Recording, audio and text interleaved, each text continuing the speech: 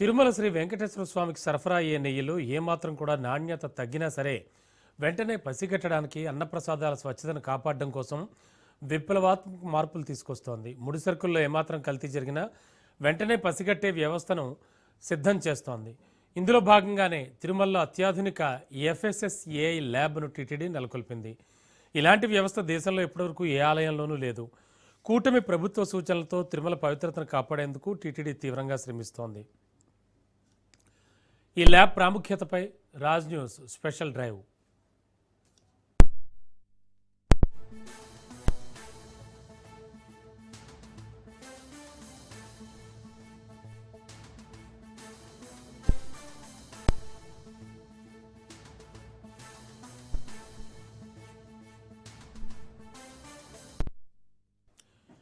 కలియుగ ప్రత్యక్ష దైవంగా అంతా భావించే తిరుమల శ్రీ వెంకటేశ్వర స్వామివారిని దర్శించుకునేందుకు రోజు లక్షలాది మంది భక్తులు కొండపైకి చేరుకుంటూ ఉంటారు. ప్రతిరోజు 70,000 మంది భక్తులకు స్వామివారి దర్శనం టీటీడీ కల్పిస్తుండగా హుండీ ఆదాయం గణనీయంగా పెరుగుతూనే ఉంది. తిరుమలలో భక్తులకు నాణ్యమైన ఆహారం అందించేందుకు టీటీడీ చర్యలు చేపడుతోంది. కల్తీ లేని ఆహార పదార్థాలు భక్తులకు అందేలా కీలక నిర్ణయం తీసుకుంది. శ్రీ వెంకటేశ్వర స్వామివారి సన్నిధిలో అత్యాధునిక సాంకేతికత ప్రమాణాలతో రూపుదిద్దుకున్న ఎఫ్ఎస్ఎస్ఏఐ ల్యాబ్ ప్రారంభోత్సవానికి సిద్ధమైంది. ఇవాళ సీఎం చంద్రబాబు ఈ ల్యాబ్ను ప్రారంభిస్తారు. కేంద్ర ప్రభుత్వ నిధులతో టీటీడీ, రాష్ట్ర ఫుడ్ సేఫ్టీ కమిషనర్ సంయుక్త ఆధ్వర్యంలో ఈ ప్రాజెక్టు కార్యరూపం దాల్చింది. మొత్తం 12,000 చదరపు అడుగుల విస్తీర్ణంలో దీన్ని నిర్మించారు. ల్యాబ్ ఏర్పాటుకు 19.75 కోట్లు ఖర్చు చేశారు. దీంతోపాటు జనరేటర్లు, ట్రాన్స్ఫార్మర్ల కోసం మరో 60 లక్షలు వెచ్చించారు. ఎఫ్ఎస్ఎస్ఏఐ ల్యాబ్ అందుబాటులోకి వస్తుండడంతో అత్యాధునిక పరికరాలతో పీపీటీ స్థాయిలో అంటే అత్యంత సూక్ష్మమైన కల్తీని సైతం ఇట్టే పసిగడతారు.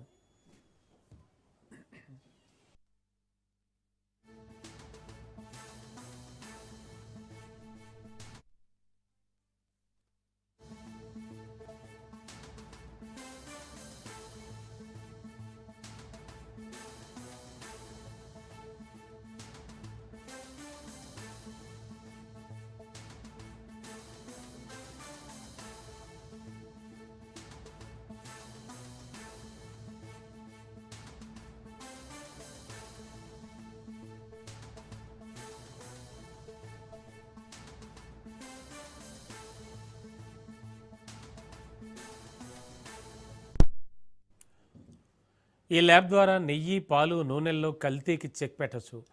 ల్యాబ్ కింది అంతస్తులో రసాయనాల విశ్లేషణ, ముడిసరుకుల ఫిజికల్, కెమికల్ అనాలిసిస్ నిర్వహిస్తారు. పురుగులున్నాయా, డ్యామేజ్ ఉందా అనేది కూడా చెక్ చేస్తారు. నెయ్యి, నూనెల్లో ఎసిడిటీ, ఐవి వాల్యూ వంటివి పరీక్షిస్తారు. తాగునీటిలో క్లోరైడ్, సల్ఫేట్, మెగ్నీషియం శాతాన్ని కూడా లెక్కిస్తారు. సుమారు 2.5 కోట్ల విలువ చేసే ఎల్సీఎంఎస్ అలాగే ఐసీపీఎంఎస్ పరికరాలు ఈ ల్యాబ్లో కీలకమైనవి. నూనెలు, పాలు, నెయ్యిల్లో పెస్టిసైడ్స్, యాంటీబయాటిక్స్ అలాగే ఎఫ్లోటాక్సిన్స్, ప్రిజర్వేటివ్స్, విటమిన్ డ్రగ్స్ ఇవి పసిగడతాయి.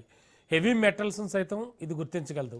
ఐసీపీఎంఎస్తో లెడ్, ఆర్సెనిక్, క్రోమియం వంటి హెచ్వి మెటల్స్ సూక్ష్మ పరిణామంలో ఉన్నా గుర్తిస్తుంది. ఇక లడ్డు ఎనర్జెటిక్ వాల్యూ కోసం బాంబ్ కెలోరీమీటర్ను ఉపయోగిస్తారు. భక్తులకు అందే ప్రసాదం లడ్డూల్లో క్యాలరీలు ఎంత ఉన్నాయో బాంబ్ కిలోమీటర్ ద్వారా నిర్ధారిస్తారు.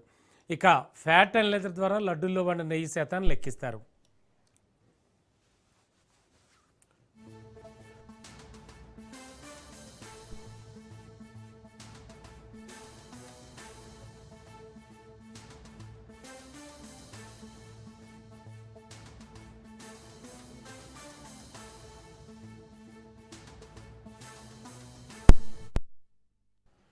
ఇక యాటమిక్ అబ్జార్బన్ స్పెక్ట్రోమీటర్ అలాగే ఫ్లేమ్ ఫోటోమీటర్ ఇది కాల్షియం, సోడియం, మెగ్నీషియం, జింక్ వంటివి ఎంత పరిణామంలో ఉన్నాయన్నది స్పష్టంగా నిర్ధారిస్తుంది.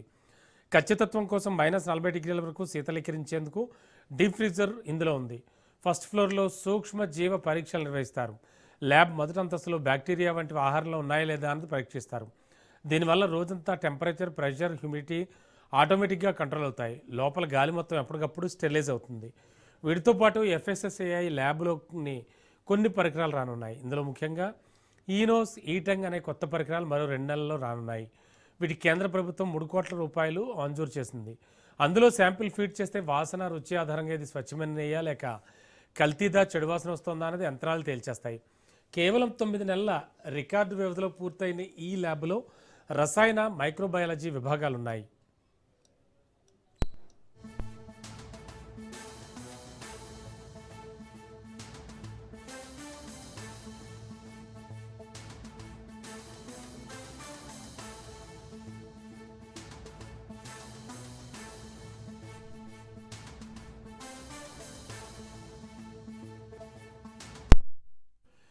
ఇకపై ప్రసాదాల నమూనాలను పరీక్షల కోసం బయట ల్యాబ్లకు పంపాల్సిన అవసరం లేకుండా ముడి సరుకుల్లోని ఎరువులు రసాయనాల అవశేషాలను ఇక్కడే పసిగట్టవచ్చు. గత వైసీపీ హయాంలో జరిగిన తప్పుల దృష్టిలో పెట్టుకుని కూటమి ప్రభుత్వం టీటీడీ మెరుగైన సౌకర్యాలు కల్పిస్తోంది. భక్తుల మనోభావాలను గౌరవిస్తూ ప్రసాదాల్లో అత్యంత నాణ్యత ఉండేలా చర్యలు చేపడుతున్నారు.